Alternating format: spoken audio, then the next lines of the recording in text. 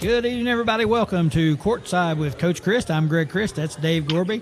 And you all know who this man is here in the middle of us. This is, of course, Mr. Sam Warwick, Minnesota Viking great and a local great and just a great person, not excluding football.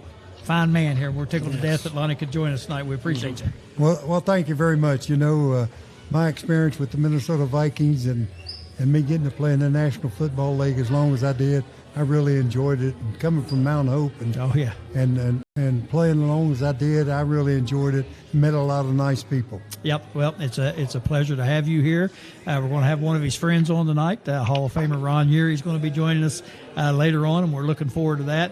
We want to thank everybody that helps us out with these guests. And I mention these folks every week. Greg don't know it, but I mention Greg Tidd's name every week. I mentioned Tex Williams, Mike Dunlap, Frank Fear, Mark Parsons, Dale Wolfley. All those guys help us get our guests together and help us get this show on the air, and we appreciate those folks very much. Like I said, later on tonight we'll be joined by Hall of Famer Ron Yary in just a little bit. We'll do that later on. We also want to mention the fact that we are at City Limits Bar and Grill here on what's the address, Gorby? You remember the address? Summerlee Road. Summerlee Road. Yeah, I can't ever remember the numbers, but if you drive on Summerlee Road, you will run into it. So nice place out here that Donnie and Scott have put together. Yes, beautiful absolutely. Facility, great food, cold beverages, and you need to come on out and check it out. It's a good place to be. And again, we thank all those folks for helping us out.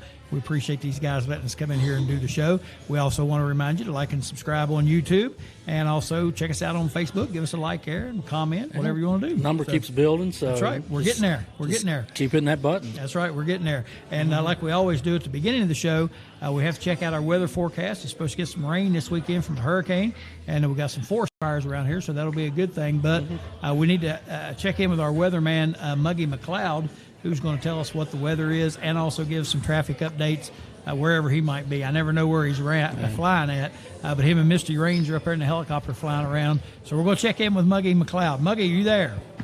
Yes, sir, Coach. Good evening. This is Muggy McLeod with your one eye in the sky in our Driver One traffic and weather report. We are flying like a bridge over troubled water near the border of Ohio and West Virginia along the Ohio River. Nice. That West Virginia owns, by the way. Yes, they do. And the water seems a calm blue with a small red wave heading south. No, sorry, Coach. That's just a dead mosquito on the windshield. I got it. No red wave. My bad. As we move over toward Parkersburg and Marietta, we circle above the central office of the WFE SSAC, where major decisions are being made as to where next year's state championships are to be held.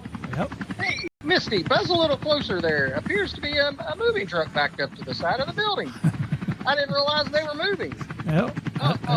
Never mind, Coach. That's just the annual truckloaded gifts sent down to the office from the fine folks up here in Wheeling, West Virginia. Oh, okay. Yeah, Bargain and Freight Championship. Yeah. Yes, sir. So now we head south on I-77 toward the Ripley Fair Plains exit, the former home of Mark Down, famous radio personality.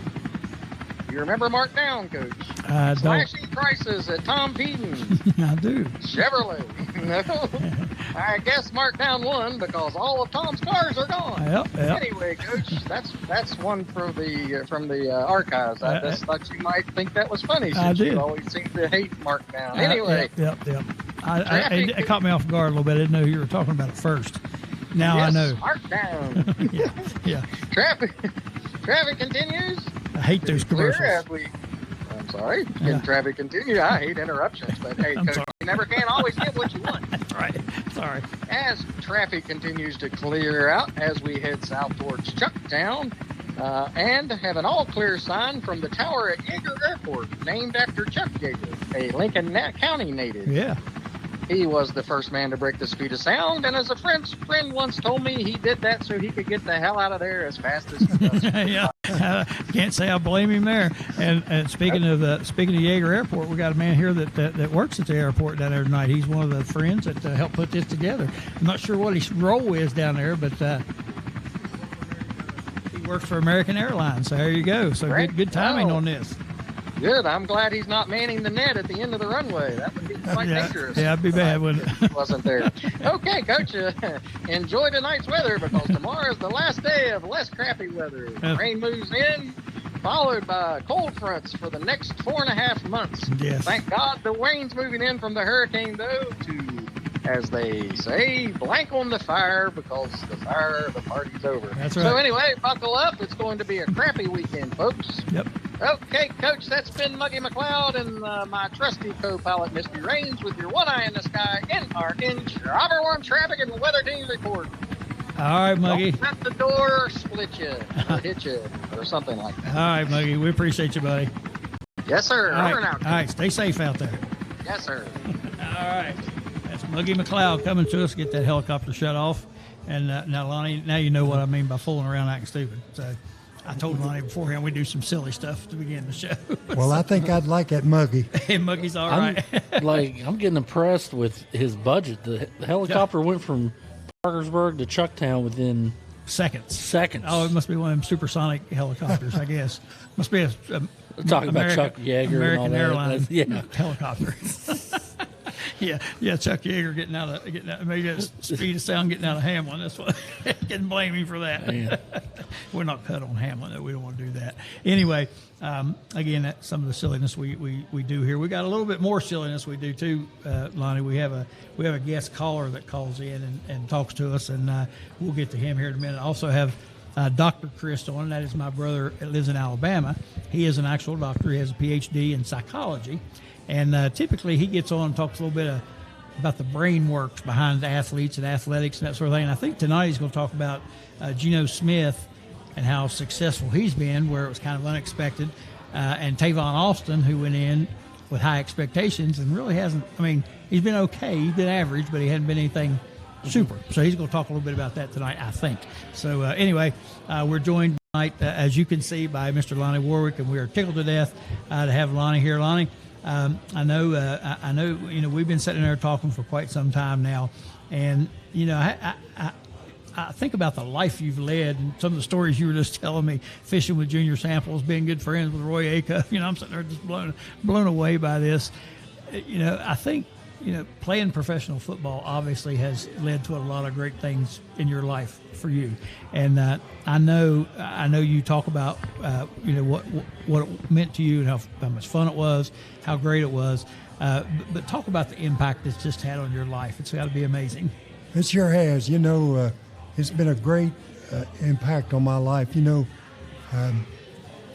1970, I got a phone call from Dean Martin, and he asked me. He said, "This is the Dean Martin, the Dean Martin, the Dean Martin." Wow. And he said, "I'd like to invite you to my Dean Martin Tucson Open tournament." He said, "I'd like you to be a guest speaker." And I said, "Who is this?" And he said, "Well, this is Dean Martin, really." He said, "I'd like you to be the guest speaker at my opening of my Dean Martin Tucson Open tournament." And I said, "Okay, well, what? Give me a little bit of background of what I have to do and what have you, and so on." So I figured out it was Dean Martin. So he said, "Well, the guest speakers are going to be you, Bob Hope, George Blanda, and myself." So I said, "Okay." And he gave me a date and all this, and so I practiced my speech for a whole month. I mean, he said it's going to be for 15 minutes. You have to do it for 15 minutes. And I said, okay.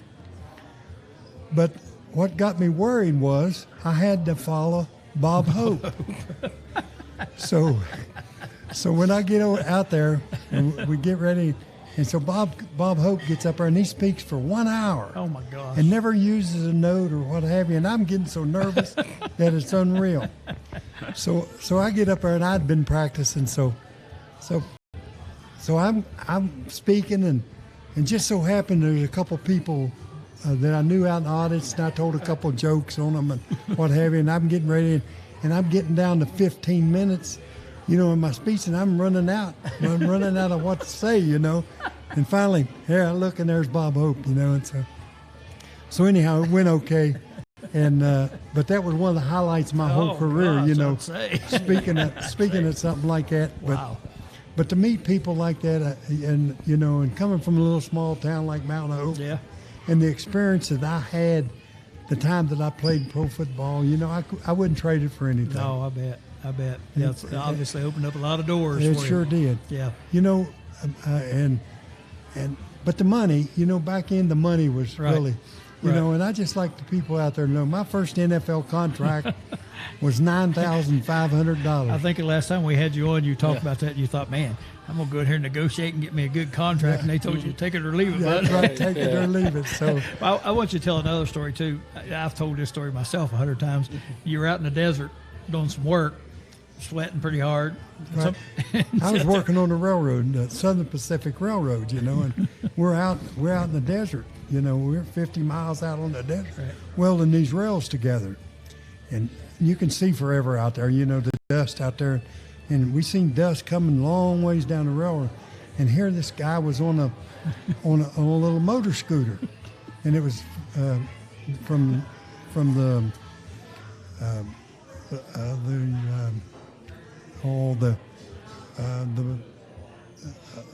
golly, Neds.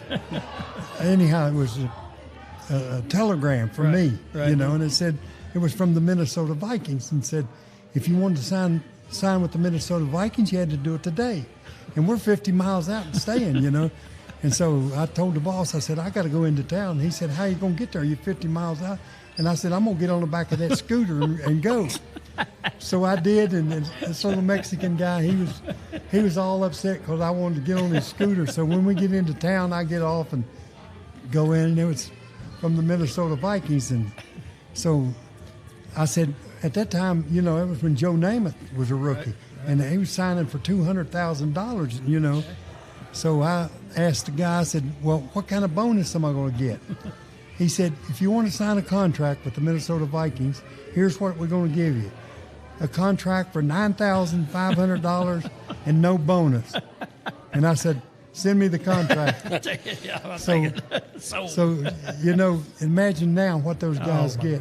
It's unreal, isn't it? It's amazing. And they make more than that in a quarter of a game. You're kidding. And, you know, and people ask me, said, well, do you think you could play today? You know, and I said, I tell them always when I go speak at these places, I say, all three of us linebackers, Wally Hildenberg, Roy Winston, and myself, could all play today. And they say, well, why do you think of that? And I say, we all could run good. Yep. We all could run a 4.5 40. And that's what the thing about it is today. Yeah. If you can run, you can play today. Yep. And I said in there, the big difference is, you know, in today's player and that era's players is speed, and usually, you know, they're bulked up muscle-wise. But those three guys that played linebacker they were playing strong. They were just naturally strong guys and just knock your head off. And they were tough. And I said, I don't think you see players with the toughness that you guys had. I mean, and not just you all, I mean, just you watch those videos of those games, my gosh, those guys are brutal, man. I mean, they just kill each other, you know. And I think you're right. I think with the speed that you guys had and the fact that you were extremely tough and extremely talented, yeah, I think you could have played too. I got to ask you another question. Talking about I just thought of this. I was watching the highlight films today. Anytime I have anybody on, and I thought, well, I'll go check out Ron Yary and see, you know, just check him out a little bit. Because, I watched the games back in, but I was awful young. And I thought, well, I'm going to watch highlights and just see, you know. So I flipped through 3 or 4 different ones, finally found the 1970 season. Well, they go through several games, and they were talking about how mean and dirty and hard knocks the Vikings were and how tough they were and all this. They had the Dallas Cowboys coming in. It's the 4th or 5th game of the season. And I said, I got to ask Lonnie about this. So they were playing Dallas, and they said, now, this game, he said, despite the Vikings' reputation for being hard-nosed and gritty, this game kind of started off on a very nice note. And they showed the quarterback for Dallas handed the ball to Calvin Hill. Lonnie stepped up in the hole, hit him, and then just kind of held him up and then patted him on the back and went on back to the huddle. He blew it dead, and he went on back to the huddle. And I said, that ain't the Lonnie I know. He's just driving him in the ground. So what's going on here? So then they said that as the game wore on, it got better. And then they started showing some real clips, you know. So I need to ask you about that. Were you Calvin Hill friends, or did you just I'm not sure you don't remember the play, but, you know. No, anytime, you know, you play a team like Dallas, you know, Dallas and Minnesota come in at the same time. Yep. But you became friends with them, you know, and by that time, the refs, you know, anytime you played teams like Dallas and Minnesota played, they knew they always schooled you right before the game. So you kind of looked after that stuff. Well, I'll tell you what, I don't remember the guy's name either. You talk about being friends, but was it Craig Morton? Was that the quarterback? Maybe for Dallas, possibly. Yeah, probably so. Craig Morton. Well, they later on in the game, somebody, and it might have been defensive end, Carl Eller, come in, and I mean, absolutely.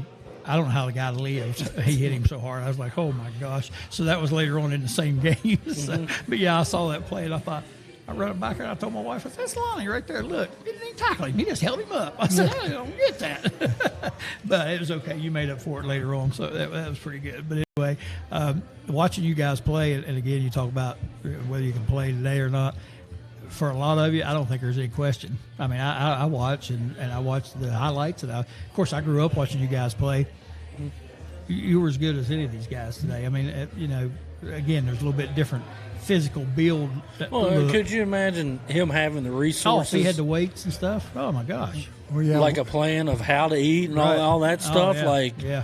Could you imagine that today? Oh man, it's unreal how they train and how the nutrition that they get and what have you. Yep. And they have chefs preparing it for them. Exactly. You know, those guys don't really realize what we brought for them. That's right. That's exactly right. They ought to be thankful that the guys that played when I played and when the rest of the guys that's led the way for them. Right. And which again, that brings me to another thought. You were talking about your contract for $9,500. You told a pretty good story the last time we talked to you about the Super Bowl. What happened after the Super Bowl with the paycheck and all that? You got it right after the game. And then you and some of your friends, tell us that story too. That's right. You know, that's classic. What we got after the Super Bowl was $38,500, and man, let me tell you, I thought that I was rich, and I did. I went and bought me a brand new house and paid cash for it. Wow, $38,000.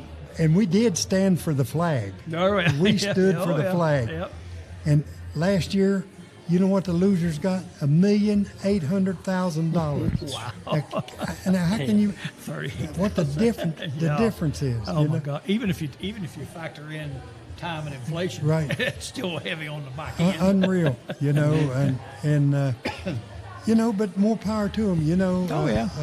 Like I said, you guys laid the groundwork for that. That's right. We laid the groundwork for them, and the guys before us laid the groundwork for us. And you know, I can remember old Big Doug Atkins, who played for the Chicago Bears, and he was from Tennessee, and me and him was really good friends. And let me tell you what, he taught me so much, it was unreal.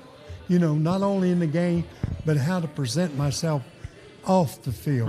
Right. Well, and now, again, you mentioned something like that. These guys today, they have specific people that do that for them. You know what I mean? Sure. They got people come in, they got psychologists, they've got people teach them how to speak publicly. They've got all that stuff. I mean, it's just resources, you're talking about.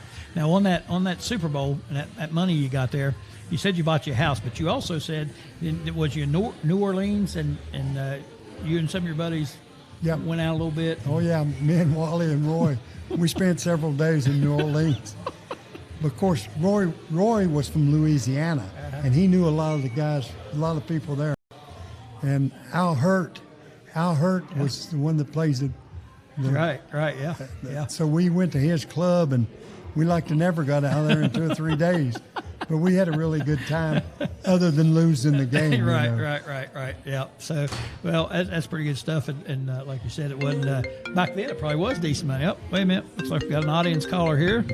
Courtside with Coach Crist. Who am I talking to? Good evening, Coach. This is Howard. Give 'em hell. Howard, give 'em hell. Oh, first time caller. First time. We got to give you some sound effects for that. There you go. Coach, we are at the upper echelon of sports, in my opinion. Okay. And that is really loud back there. Anyway, athletes are bigger, faster, and stronger today than ever before. But with that said, no one has seen the likes of Gorby's neckbeard except for maybe James Harden. That's right. It's classic. It is simply amazing, Coach. So soft yet rugged, so bristly yet smooth, so wild yet tame. Yes, Coach, it is sexy. It makes adult bears stand up and eat porridge. But enough of that. no shave November nonsense. Let's get down to some, shall we say, very interesting scores around the country. That's right. You're bringing us scores tonight. That's right. Yes, sir, Coach. First, in a battle down south, we have the SCLSU Mud Dogs 30 and the Lake Coach Red Bayou Cougars 27. Good one. Moving on to a heated battle, the Paris Kentucky Loves 60, the High Point Laces 9. Out west, blowout. Yes, it was a true blowout. Out west, the Vegas Card Flippers 69 and the Utah Missionaries 68. Wow. Boy, the Missionaries are going to owe them one next year, Coach. Yes, they are. Yeah. Staying out west, North Dallas 40 and the SWRJ Mean Machines 5-10. Onward and upward, the Faber Mongols 2, the Bayside Beavers 0. Wow, that's a good one. In Hollywood, the Lebanese Hedgehogs upset the Waste Canaan Pig Farmers 10-0. One final national look has the Philly Blunts smoking the South Park Elementary Timmies 4-20. 4-20. Wow.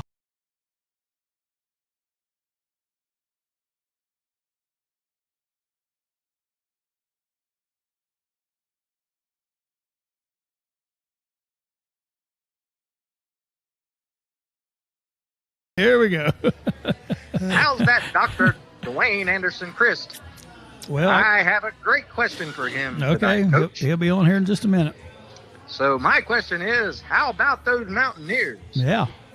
So you have a great mountain legend with you tonight. Yep, Mount Hope legend. You know, Mount Hope legend, and we have several Mountaineers in the NFL, like Geno and Tavon. And just curious what the great doctor thinks about all that and the impact it has on our great state. Yep, we'll get around to it and ask him. And mainly because inquiring sports minds just want to know. That's right. They just want to know. All right, man. We appreciate your call. Anything yes, sir, else? Coach? I'm going to pick up Mr. Posey, even though I'm not sure he epitomizes the smell of victory, but definitely the smell of his feet. Yes, he does. Anyway, it's Mr. Posey. This has been Howard and Give 'em Hell, and that's the way it is. All right, Howard, give him hell. We appreciate your call, buddy. Stay safe. Yes, sir. All right, Howard, give him hell. Called in, giving us some scores from around the area. And Lonnie, I promise, that's the last bit of silliness we're going to do tonight. until we get our guest on here. We always have a little stuff we do at the end of that when we have Ron on. We'll ask him some silly questions, see what he responds to them. I'm sure these guys, we had another Mount Hope guy on. We had Mickey Plumley on a few months back. Mickey had done some studying up on these shoot the three questions. Man. He was ready for us. Yeah. He turned the tide on us and started asking me questions. So and I like that too. He also gave Coach a gift too. Yeah, got a nice gift.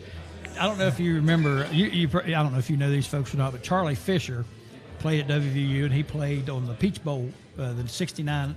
Played with Mickey. Yeah, played with Mickey and anyway, he's 72. I think he said. Yeah. Had long flowing locks. I mean, his hair was nice, and I kept complimenting his hair. He even called him Fabian or whatever Fabio or whatever that guy's name is.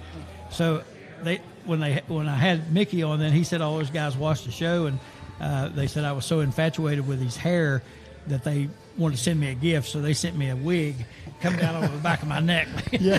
so that sounds like Mickey. Yep. So it was a lot of fun having him on there. All right, let's get us a quick break in here. When we come back, we'll talk to Dr. Crist for a few minutes, and then we'll get our other special guest on, Mr. Ron Yary, and talk to him a little bit about the Minnesota Vikings. Also have his good friend on here. They're going to talk a little bit, which is going to be fun for us to sit back and listen to, Mr. Lonnie Warwick. So we appreciate you watching us. We're coming to you live from the City Limits Bar and Grill. And we hope you'll come on out here and have some good food. It's at the old White Hope Country Club. Very nice facility out here that Donnie and Scott have put together, and you need to come out and check it out. Stay with us. We'll return after these messages.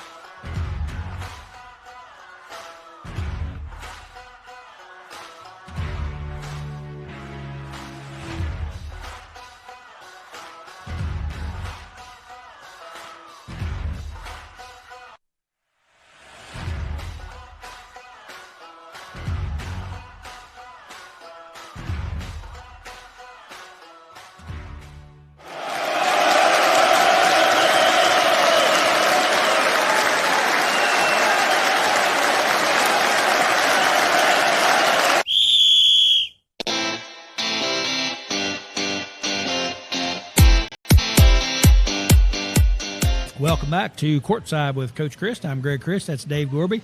And, of course, this is the legendary Minnesota Viking player, Lonnie Warwick, a local legend here, a great friend of ours, and we're tickled to have him with us. He's been on the show a few times with us, and we really love having him on and talking to him. Hearing his stories are always interesting. They get better every time, too. I have to say, every time I talk to you, I hear better stories. And I think I can't get no better than this, but they do. And I can't wait for one night for us to have you on the show so you can tell your junior samples story and your Roy Acuff story. That's awesome. That was crazy. Yeah. So I'll be out telling those stories right, now, like I was the moped story. And I said, the thing that sticks in my mind is just imagining Lonnie on the back of that scooter with that little Mexican guy hanging on, just shooting down the desert. That had too bad they didn't have cell phone videos back then. You're kidding, yeah. We'd all be rich. Oh, man. Anyway, we now the segment we get to, we call it House Call with Dr. Crist. We have my lovely brother from Alabama on. The good doctor down in Alabama is going to talk about some of these Mountaineer players that are in the NFL now. Dr. Crist, we appreciate you joining us. All right. Well, thanks for having me. I appreciate it. And before I get started, Lonnie's story about signing his contract reminded me of when I was in high school and I was trying to decide on my college major. This was back pre-internet. So you remember we had those Collier's encyclopedias? Oh, yeah. And so I had those. Yeah. And so I was doing some research and I looked up and I read, what a PhD psychologist did, because I didn't even know what a psychologist did. I didn't know.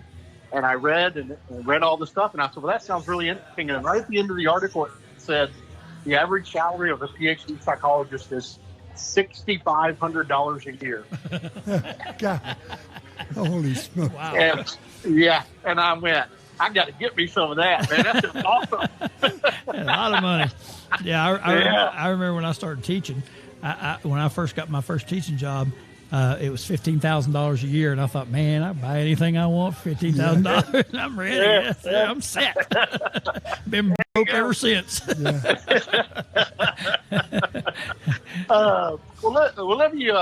talk about a couple of Mountaineers, and the reason I wanted to talk about this, and maybe Lonnie and Ron could talk about this some too, is we've talked before about the mental aspects of the game and also the physical aspects of the game. Mm-hmm.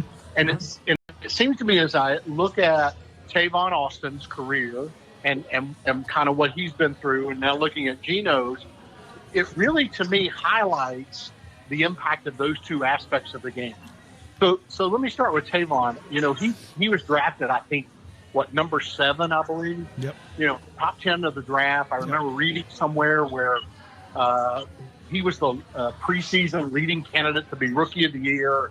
There was so much hype around him. The Rams that drafted him, they said they just fell in love with him. They absolutely thought he was going to be great. And he had some good games. Don't get me wrong. He did really well. I remember one game where he scored a touchdown by running the ball. He got a touchdown pass, and he had a punt return for a touchdown. Yep. So he scored 3 different ways in a game, which is a pretty unusual thing. Yeah. And so he had his moments. But I also remember you and I and others had discussed that, Tavon just doesn't seem to be with the right team, Yeah. I believe the quarterback was Sam Bradford at the Rams, and he never could seem to throw him the ball. He never could seem to get it to him, and they never seemed to run plays for him. And I know I was frustrated. I thought, man, if he could just get with the right team. Yep. Well, he's now been in the league now for how long? Quite a number of years, 10, 12, 10 or 11 years. And he still hasn't had that real breakout kind of season. And I heard somebody make a comment the other day about him, and that was his inability to separate from the defender. That's what, in addition to a few injuries, he obviously had some injuries because he's a little guy, but he didn't seem to be able to separate from the defender because he let the defensive guy get his hands on him. Yeah, he's too small. So, he was so small. He get his hands on him, and when that defender got his hands on him, then Tavon wasn't able to take advantage of his speed, which is what he really. That was his big advantage on all the defenders. Yep. And so they neutralized that. And it makes me wonder, what happened that he never learned how to do that? He never was able to successfully do that. Yeah. And maybe that's what held him back as much as anything else. Because he clearly has a lot of talent, a lot of physical skills, tremendously fast, and he could do it all. It's that one little thing. And you would think of all the other attributes he'd be able to overcome that, but he just never seems to have had that break. Yep. Now you look at somebody like Gino, and Gino has all the physical attributes you'd want in a quarterback, right? He's a big guy. He's got a strong arm. To me, he throws one of the prettiest passes you will ever see a quarterback throw. Mm-hmm. It is always a tight spiral. It's on the line. He gets rid of it quick. He's very accurate. So he comes out, and do you remember on the draft day? I remember watching the draft, and he was expected to be the first quarterback taken, and he wasn't. Yep. Not only was he not the first quarterback taken, he wasn't taken until the second round. Yep.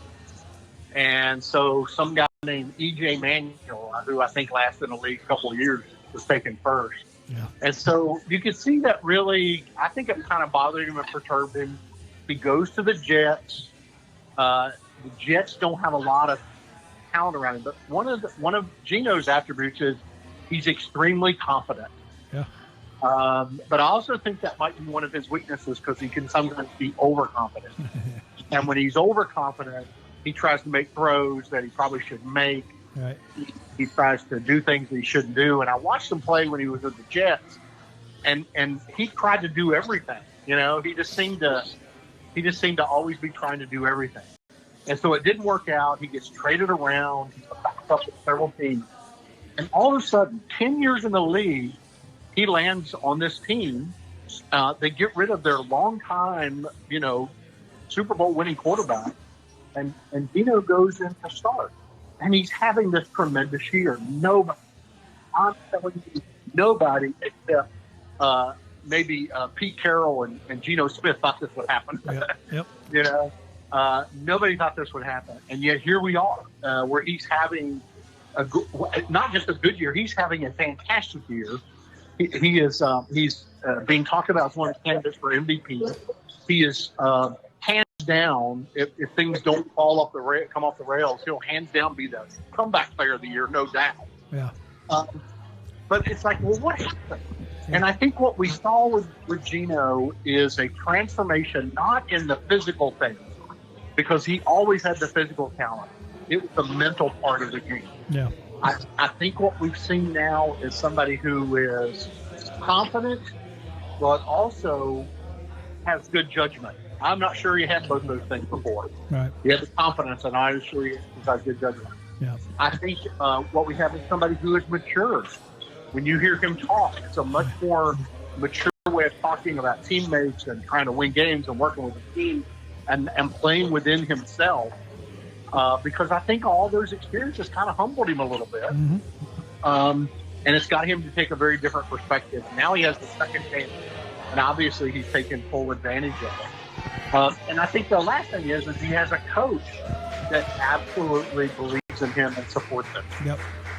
Pete Carroll hasn't just said good things about Gino. He has been over the top in terms of how confident he is in him, how much value he places in him, how talented he believes he is, how confident he is that Gino's going to get it done. Gino's never had that. Right. He's never had that before. Right.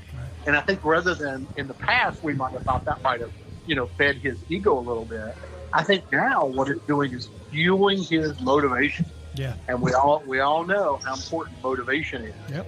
I think the combination of being somebody who's got a lot of support, not only support from being surrounded by good teammates, but the coach's kind of emotional support of him, getting emotional support, gaining some maturity and perspective, and then finding that place that can take advantage of his talents.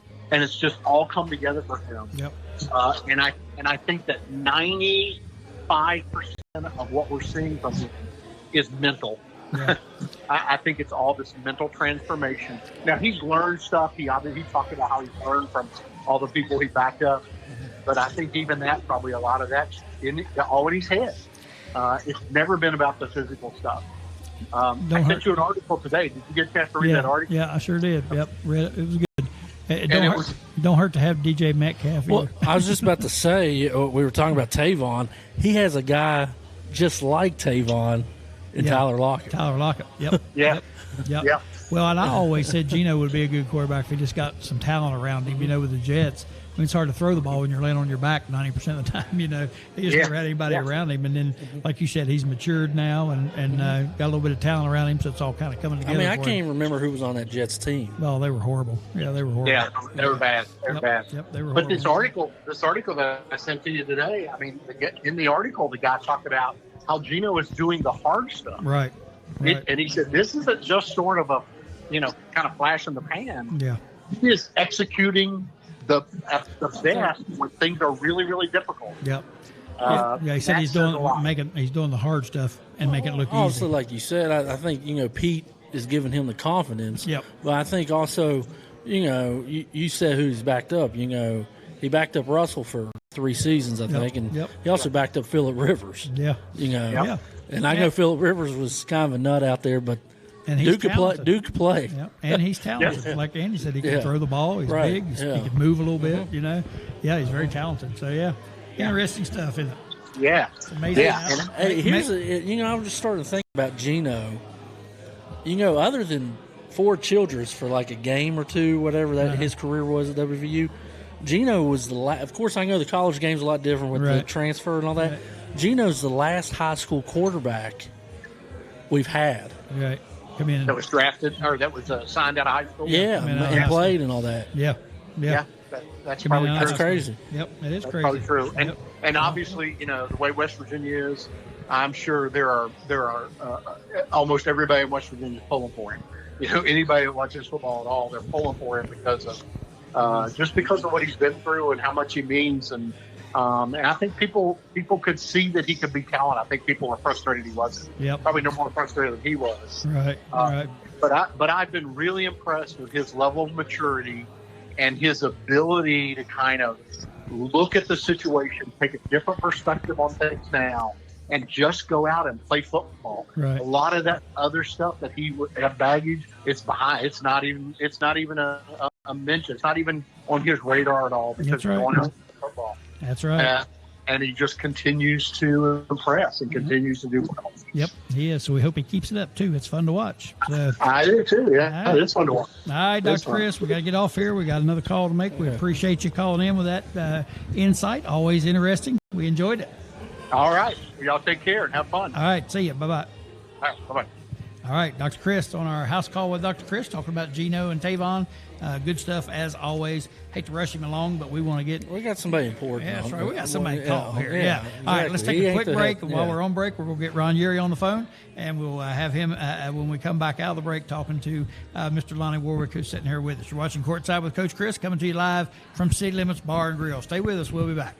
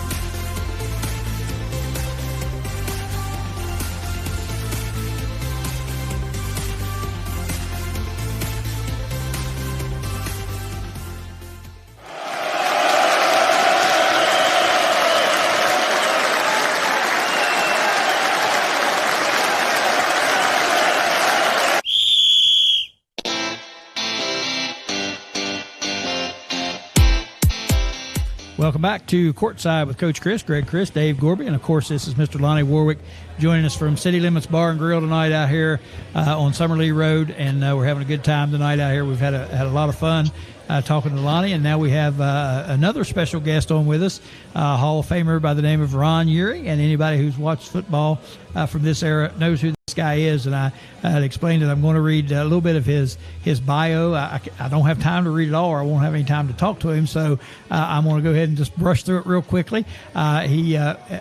First thing I want to mention is the high school football field. The high school he went to named their football field after him. So how about that? That's a good start right there. In college, he ended up playing at USC. He was voted the Pac-8 Defensive Lineman of the Year and All West Coast for his play at defensive tackle. As a junior, he was moved to offensive line. He was consensus All-American there. So he went from being the Pac-8 Player of the Year on defense to All-American on offense. That's pretty impressive in its own right. He was also a unanimous All-American choice in '67. His senior year, he won both the Outland Trophy and the Newt Rockne Award. These are awards, of course, that go to the best lineman in college football. He won both of those, which is a rarity in itself. And he also was the first USC Trojan to win the Outland Trophy. So impressive there. He went on to be drafted by the Minnesota Vikings. And another interesting point, and he can correct me on some of these if I'm wrong, but the only offensive lineman, I think, drafted number one until like 1997. I think I read somewhere when the Rams drafted Orlando Pace, I believe, if I read that correctly. He had a tremendous career with Minnesota, and he was named a Pro Bowl 110 times. He was Player of the Year, all these things, a number of different things, again, that I don't want to have to go through and read all of it, but you can go on and find it and read plenty about him. I don't want to make it sound like I'm not impressed by this. I just want to have some time to talk to him. One other thing, and I'll mention this real quick. He played for 15 years, and I think 14 of them, and Mr. Yary, you can correct me if I'm wrong, but you played 14 of those years with Minnesota. And he missed 2 games due to injuries, both in 1980 with a broken ankle. In 14 years, he missed 2 games. You think you would see that today? I bet there's not a player in the NFL that does that has done that in the last, maybe ever. I don't know. I don't know if I've ever heard of that or not. Anyway, he was inducted into the Ring of Honor, the Vikings Ring of Honor in 2000. Became a member of the Pro Football Hall of Fame in 2001. He was the last offensive lineman again to be drafted until Orlando Pace, number one, Orlando Pace by the Rams in '97. And Mr. Yary, it is an absolute pleasure to have you on. We are thrilled, and we have your good friend, Mr. Lonnie Warwick, sitting here with us. And I know you guys probably want to get reacquainted just a little bit before we get to asking you some questions. Yeah, well, thank you very much for having me on. Anytime Lonnie Warwick is involved in anything, I want to be there. I hear you. Lonnie was we had 3 leaders on our team. We were at the best. Jim Marshall, Lonnie Warwick, and Joe Cap. Those 3 guys took the team and gave us all of our impetus we had to win. Yeah. And they did it. They did it with by making everybody laugh loosey goosey. I can't imagine Lonnie did that. Yeah. You know he could do that. It was a fun time. Nobody ever criticized one another. We were all happy. If we lost, the only person we blamed was ourselves. There was no finger pointing. Lonnie and those guys, they were just the best. They were the best leaders I've ever had on any football team in my entire career. Awesome. Those 3 guys. That's awesome to hear. And he has spoken about you, and of course you about him, Lonnie. You want to say hello to Ron? And oh yeah, Ron. I just want to say hello to you, buddy. And let me tell you, years I played with you, buddy, you don't know how I enjoyed it.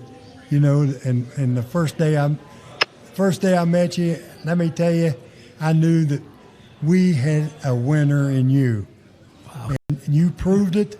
You proved it the whole time, buddy. And I'm so proud of playing and being a teammate of yours. Awesome.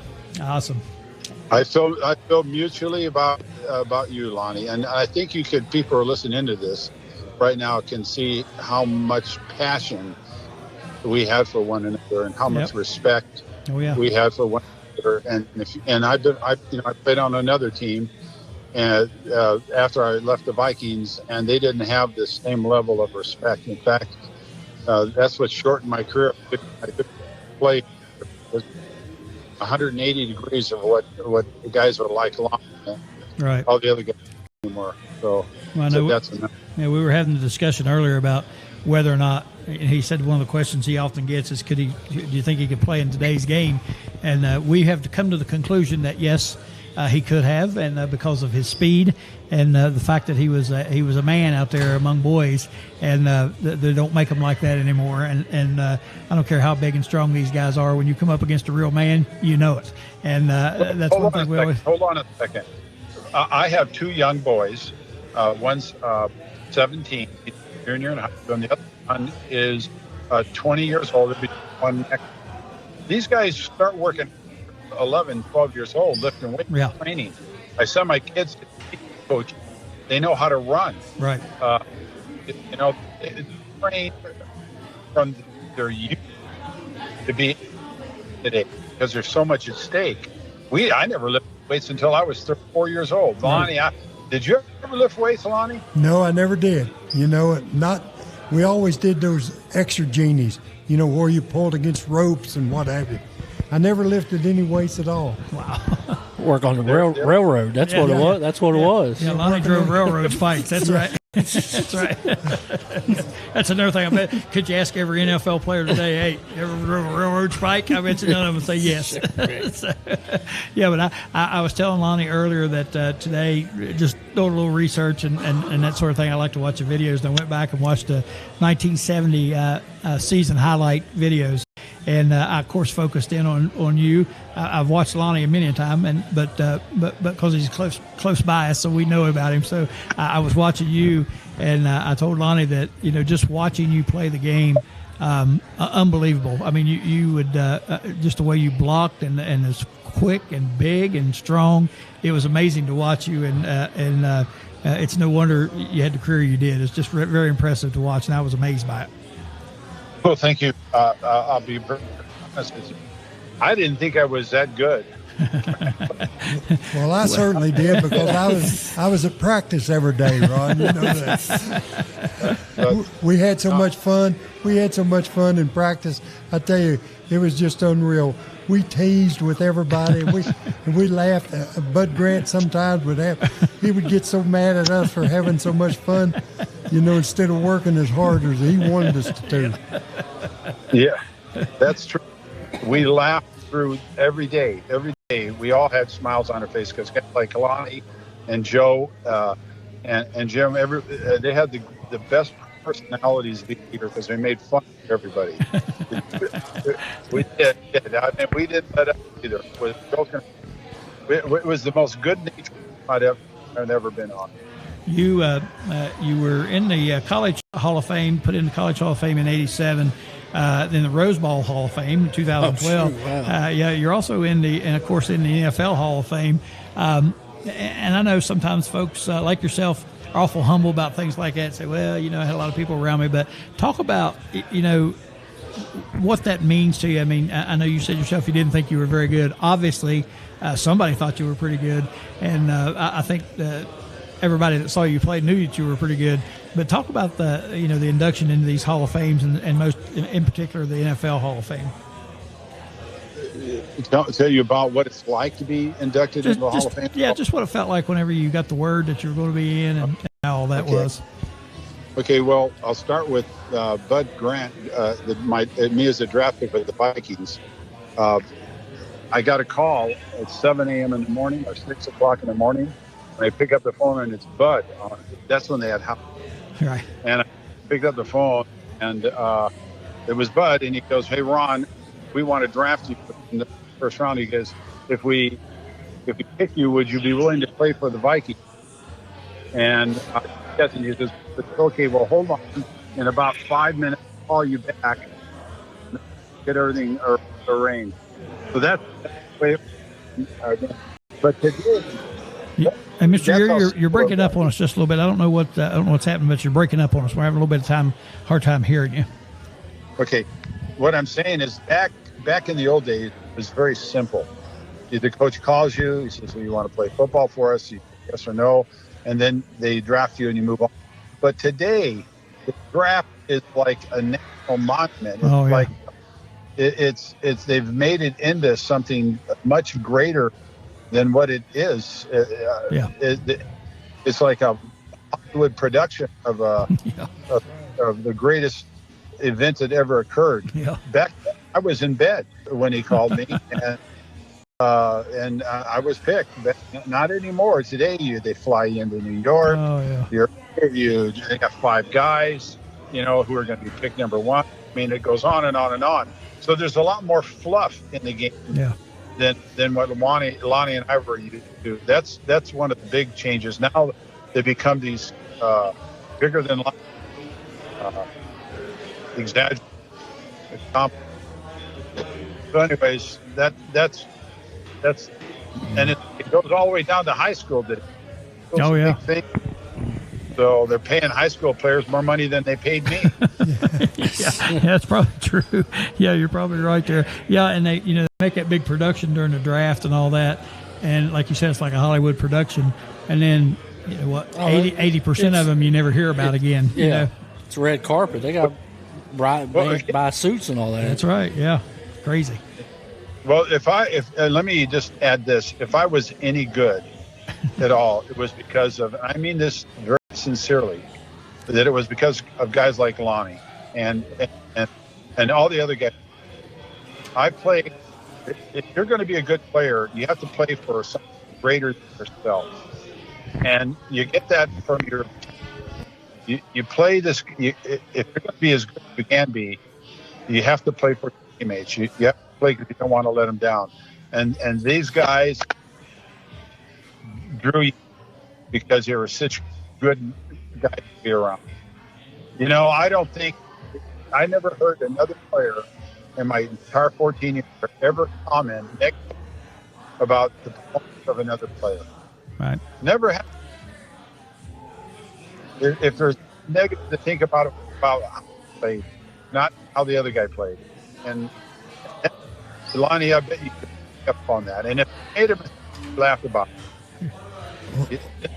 We didn't let it get away. We made it into something that was fun, not something that was bad for the team. So, it was such a good nature. I feel privileged to have played there, and these guys. I really do. I read in amazement the fact that he played those 14 years and only missed 2 games in that one season. And watching, I had to play. They wouldn't play me. Well, and the amazing thing to me, and I was talking to Lonnie about this, to watch you guys play back then, like Lonnie said, that's when football was football. I know these guys today are bigger, stronger, they're faster, and all that. But watching you guys, I mean, it was brutal. There was, the rules were a little bit different. So if you want to take somebody's knees out, you took their knees out. And I just think back and think of how the game was played, and then to think that you only missed those 2 games in 14 years, that is absolutely phenomenal. I just can't believe that. That's amazing. Well, I've been on the sidelines at NFL games, and they're bigger, but they're not faster. They're not quicker.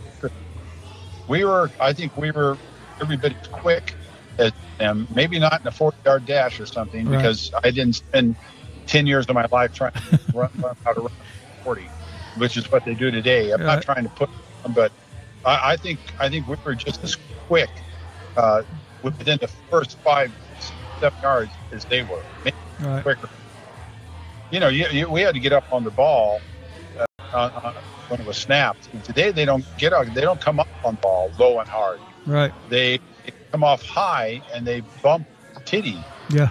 Bump their chest. Yeah. There's a lot of sumo wrestling. Yeah, and then grab a hold of each other. Yeah. Yeah, it's like sumo wrestling. Yeah. We didn't come up. We were taught to come off low and use our shoulder pad. Yeah, it's different. I mean, totally different. Lonnie told us a story about him signing his first contract, and he was going to go in and negotiate and get him a couple $100,000, and they basically told him, we're going to give you $9,500. There's no signing bonus. Take it or leave it. You need to let us know right now. What was your when you got? I mean, you were drafted number 1, and you don't have to disclose any money or anything like that. But what was your you know how it is today. You hear about these negotiations, and I heard something not too long ago about this quarterback from Arizona. I think part of his Kyler Murray. Part of his contract was every Wednesday he has fish and green beans and something else for his meal after practice. And they got to be like an inch apart. Right. There's stipulations about how far the food is. Yeah, how far it is away from each other. Did you have anything like that in your contract? I'm laughing even asking you that question. I know better. No, that was it was. We just wanted to play football, right, and more than anything else. And we were sold a bill of goods that the NFL owners weren't making any money and everything. And we actually formed the union during our era. And it's because of what we did, and a lot of guys got cut. Right. They threw them out, and the union is what's made the big salaries today. But a lot of sacrifice for these guys today. Right. But I'm not, first player picked in the first round. That's a $40 million contract. Right. Their salary was $18,000, and then about this 2022 and 24 over not even over 4 years, and then I had a $100,000 signing bonus, for which my agent took almost everything. Wow. A Notre Dame guy. Of course. Yeah. Of course it was Notre Dame. But you were a USC guy. How'd you get a Notre Dame guy as your agent? How'd that happen? I'm stupid. Just had brain fart for 10 seconds. Yeah, that's right. I got an answer for you all too. I was just sitting here thinking about this. When people ask you if you think you could play today's game, I think what the question should be is, do any of these guys think they could have played back in 1970? I don't think many of them could. Here's my perspective. When I finished playing, I started lifting at 34. I went to 288 pounds. I had a 13% body fat, and I was better shape than I had in life at 31 years old or 32. So, we were all about the same size back then, and I could run with those guys even at 30, 36 years old because we did wind sprints and things like that. Right. So I think if our guys trained as hard as a young age, we would be competitive with them. Oh yeah. Yeah. And then have fish on Wednesday with the green beans an inch apart, right? Too. Yeah. Okay. Whatever. Whatever.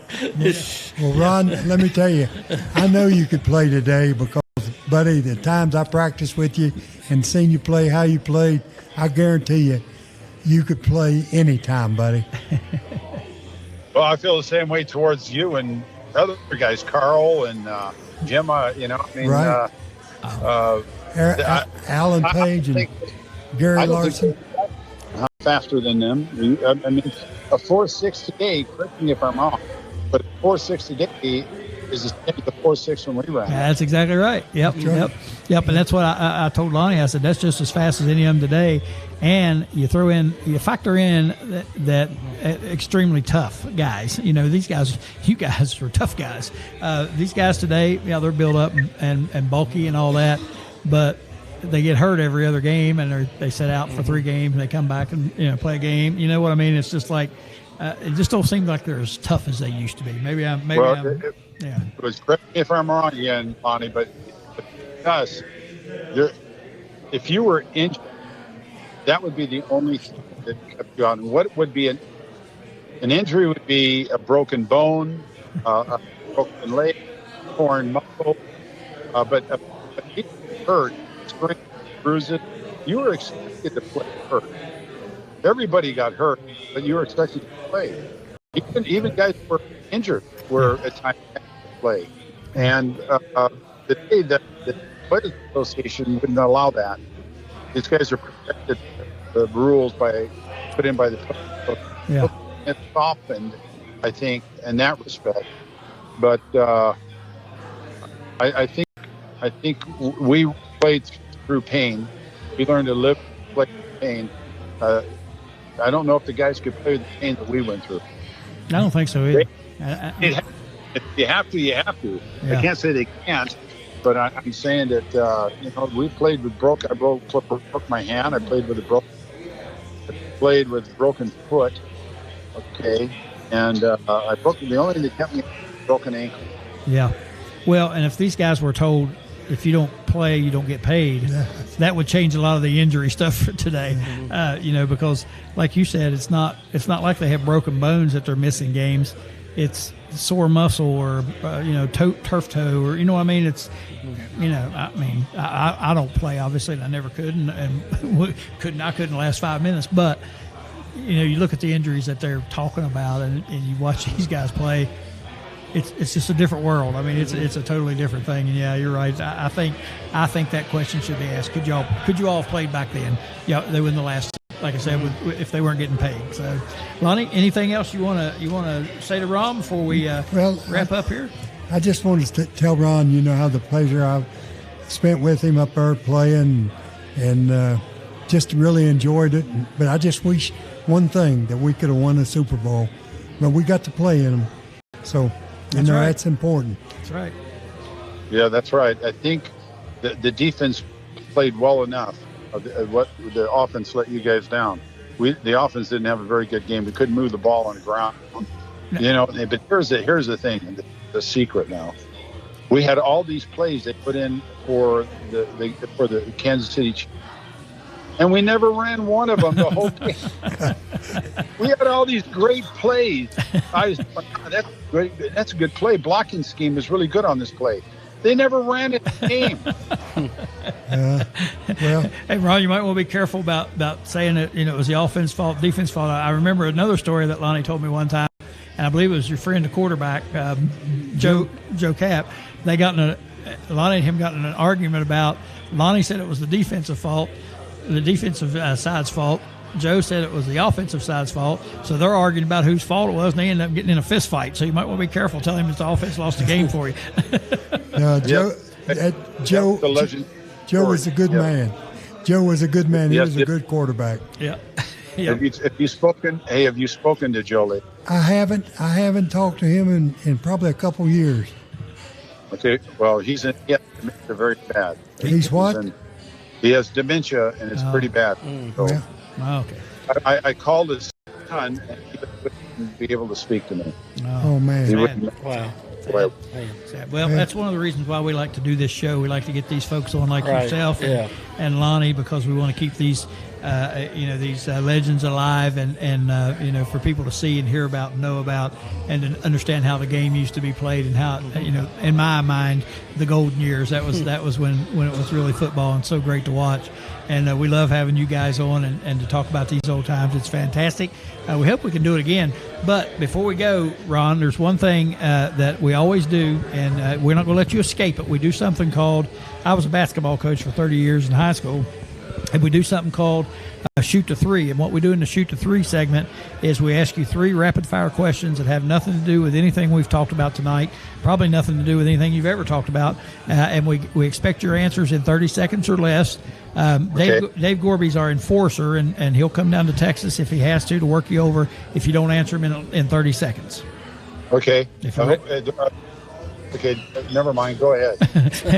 But in all honesty, there's really no rules. We just do it for the fun of it. So if you're ready to go, we're going to ask you a couple of questions. I'm always ready. All right. Name 3 people, dead or alive, other than family members, that you would invite to a party. Well, Joe Cap, Lonnie Warwick, and Jim Marshall. That's pretty good. That's a pretty good party. That's a party right there. Wow. I would like to just come and watch. If I could just hang out with them, that'd be fun. Awesome. All right. If you donated your body to science, describe what Hold on. I missed that. Repeat that. If you donated your body to science, what would the observers say when they uncovered you? This man, based upon his past, has remarkably been very healthy. Very good. Very good. Very good. No scars, no cuts, nothing like that. That's good stuff right there. All right. If you just won an all-expense-paid trip to anywhere in the world, but you had to take 3 people that you dislike the most with you, who would you take and where are you going? You don't have to name names. You can just say, father-in-law, brother-in-law, whatever. Any defensive player for any of the Super Bowl players. What did he say? Any defensive players for the opponents in the Super Bowl. For the opponents in the Super Bowl. Okay. I guarantee you. Guarantee you.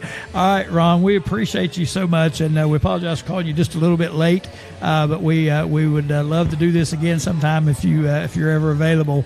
We appreciate you. We appreciate Lonnie, and it's just been a fantastic night for us. We are tremendously excited about this. So much fun. Okay, I'll be calling you, Lonnie, and thank you for the interview here. This is fun. Okay, buddy. Best tie call I've ever played with. I'll guarantee you that. Awesome. Thank you, thank you, Mr. Yary, and we appreciate you again. Goodbye. All right, bye-bye. All right, Mr. Ron Yary. We apologize. Have a little bit of trouble hearing him at times there. He broken up just a little bit. I don't know.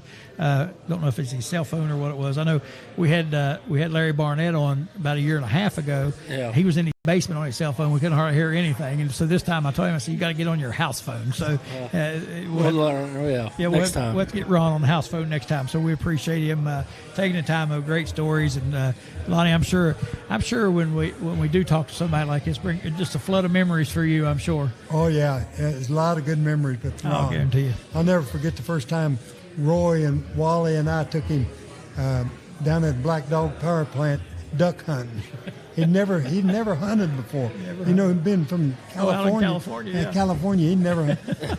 And we put him in this duck blind, and he said, how in the world do y'all stay in this little duck blind like this? And it was real funny. Yeah, he's a big guy. Yeah. I mean, when you look at him on the field, he was 6 inches taller than anybody else. He's a big old guy, man. And I remember when they showed him running on the field. I guess it was probably his first or second year. I don't know, but the Pat Summerall was doing the thing. Right. And he said when he came out on the field, he's like an up and coming superstar. Ron Yary, and he comes running out. He was like I said, 6'8" inches taller than anybody else out there. So pretty amazing. All right, let's take us a quick break. When we come back, we'll wrap this thing up tonight from City Limits Bar and Grill. You've been watching the Courtside with Coach Crist show. We appreciate you tuning in. We'll come back here just in one moment and wrap it up. Stay with us, everybody.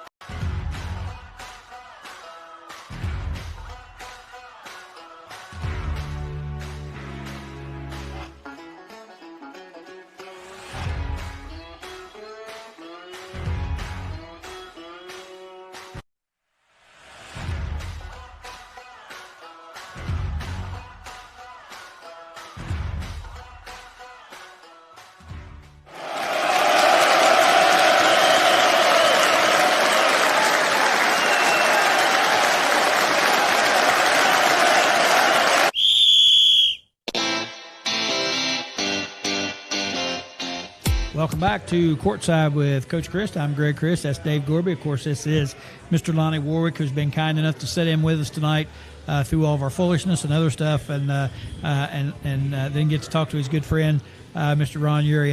That was fun to listen to you guys communicate with each other, to talk about what you meant to each other, and I think just that display shows kind of why you guys were so good when you were good. It was like a brotherhood more than anything. You're not kidding. The whole 10 years I played with Minnesota, most of us guys played together for 10 years. Yeah. Eller, Marshall, Page, Roy Winston, Wally Hildenberg, and most of the defensive backs. Yeah. You know, we all played at least 10 years together, and that's the reason that Minnesota, you know, for the 10 years that I played, you know, 8 years we were in playoff money. Right. You know? Oh yeah. I think I heard there you won. I mean, there were 7 straight division titles. I think Right. I heard, and yeah, very good football teams. Yeah, and like you said, it's pretty when you hear you guys communicate with each other and how well you got along and how much fun you had, and back then, you know, people didn't get bounced around all over the place. Like you didn't get traded to 5 different teams during your career. A lot of guys spent most of their careers with one team. Later on, they may go to a team in the last year or two, but not like it is today, where once that rookie contract runs out, they end up going somewhere else. Then they jump around 5 or 6 teams before it's over with. You guys were together, and obviously that's why you were so good. But it's not only that, but the fact that you got along so well. It seemed like you really loved each other and played hard for each other. It wasn't about just going out there and playing. It was about playing for your brothers, your teammates, you know. And you can tell that when you guys talk about each other, you know. Well, pretty cool. Well, that's true, you know. And once you get into playoffs, you know, that's pretty good playoff money. Right, you know, right. Like our first playoff game that we played in, that was $9,500 per game. That was more than I made my first year. Yeah, it was your year. Yeah. Wow.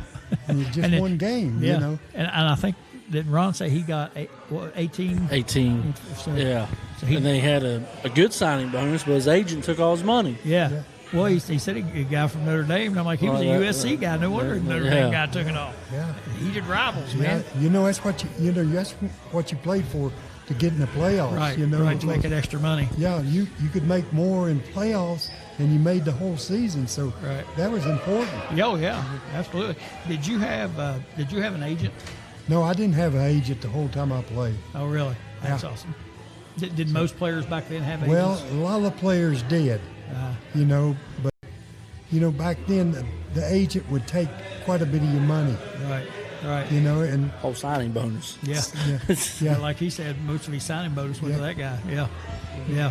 It was again different time period, but that's pretty. You know, when you think about today, you can't imagine them not having an agent today. Of course, it's a little more complicated. Like I say, you got to figure out how far to move the fish away from the chicken and all that on your plate. So you got to have an agent take care of all that stuff. Right. But yeah, it was a different time, wasn't it? Mm-hmm. So interesting stuff, Lonnie. We appreciate you so much. You don't know how much we appreciate having you on here. Absolutely. I don't think you know how much people in this whole area appreciate you just for who you are. Well, thank you. You know, West Virginia is my home state. Mount Hope is my hometown. Yep. And I'm never going to leave it. And I love it. And I love all the people because all the people have been very nice to me, you know. Yep. And, Well, and I love West Virginia. good deal. Well, I know you're loved around here. That's for daggone sure. People appreciate everything you do, everything you've done. And we appreciate you coming on and spending some time with us. As always, we've had you on a couple of times. We hope to have you on some more. We've been name dropping here, so we're going to get some of your buddies on here, and we'll just make this a regular thing, man. We'll have you on here every other week if you want to get on. I know you're heading to Florida before too long, so I know you hate to give this up to go to Florida, but we understand. we understand. Well, you know, I spent the 10 years I spent in Minnesota, I had enough winter up there. Enough cold. Yeah, right. That was funny today. Again, I know we got to get off here, but watching those videos today, just about every one of them, the weather was just horrendous. You could tell the field was frozen, winds blowing, the light poles are moving back and forth like this. So, yeah, I'm sure you're glad to get away from that. So, Well, the year that we played in the Super Bowl, the playoff game, we played the Los Angeles Rams. The high that week was 13 below zero. my gosh. Not bad. Yeah. balmy 13 below. Yeah. All right, we got to get off here, Lonnie. We appreciate you again so much. We just can't tell you how much we do appreciate you, and we look forward to doing this again sometime. And again, any of these guys you want to welcome on, we'll be glad to talk to them. So we appreciate you so much. We appreciate City Limits Bar and Grill, Donnie Snyder and Scott for allowing us to come in here and take up some space. We appreciate all you for watching. We appreciate Greg for lining all this up, and also a guy by the name of John Pretty sitting back there. We appreciate him as well. Everybody that helps it out to get all this stuff together, we do appreciate them all. And we appreciate Mr. Yary for calling us in from Dallas, Texas, I believe is where he's at. Also, our guest caller, Howard Give him hell. Was that his name? Darren, do you remember the name? I'm sure Darren's got it stuck in his mind. Muggy McLeod and, of course, Dr. Crist. We appreciate everyone, and we look forward to coming to you again next Thursday night. Stay tuned for, I don't know what Darren's got coming on next, but he'll have something up there for you, and we'll look forward to coming to you next Thursday with some more special guests. Probably not as special as this guy, though. He's number one. All right, we appreciate you for watching. Good night, everybody.